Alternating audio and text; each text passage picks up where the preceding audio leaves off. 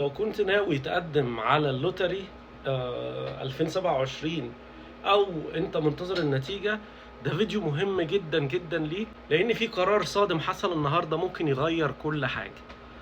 اصدقائي الاعزاء، اهلا بيكم في فيديو جديد. طبعا في خبر حصل في الساعات اللي فاتت، وطبعا موجود على كل الجروبات اللي ليها علاقة بالسفر لامريكا والهجرة لامريكا. كل الناس عماله تتكلم عنه.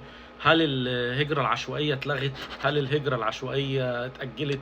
ايه اللي بيحصل في موضوع الهجره العشوائيه؟ نقدر نقدم؟ يا ترى الناس اللي كسبت هيحصل معاهم ايه؟ طبعا انا هتكلم عن المصادر لان في ناس كتير بتتكلم. انا هقول لكم الخبر نزل على ايه بالظبط. في نزل على اكتر من منصه. CNBC وذا جارديانز اعلنت اداره ترامب ان هم هيعلقوا الهجره العشوائيه في الوقت الحالي بسبب الاحداث اللي حصلت من كام يوم.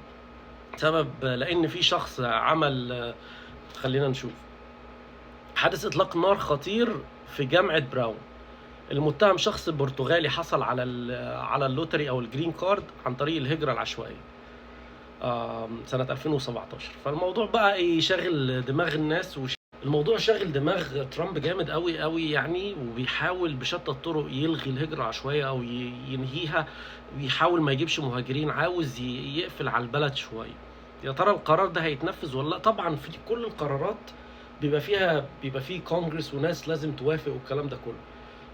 قرار التجميد اعتقد انه اتنفذ لحد الان. طبعا انتوا الهجرة كانت المفروض تفتح في شهر 11 زي كل سنة، وبقالها كتير متعطلة.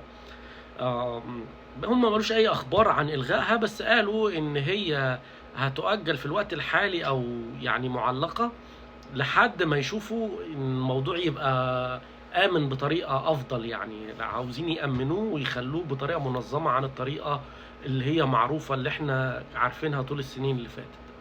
فده حاجة برضو مش وحشة يعني. ان شاء الله يكون في تعديل مثلا او حاجة، او هترجع تاني بشكل مختلف عن الشكل اللي احنا متعودين عليه. ان شاء الله لو في اي اخبار جديدة هقول لكم على طول.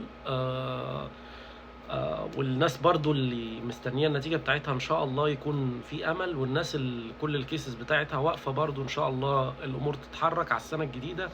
في احداث كتير عماله تحصل، وفي قرارات كتير من الرئيس عمال يصدرها. ان شاء الله السنه الجديده تكون افضل باذن الله لهنا والناس المهاجرين الجداد والناس اللي عاوزه تسافر. شكرا ليكم، واشوفكم في فيديو جديد. مع السلامه.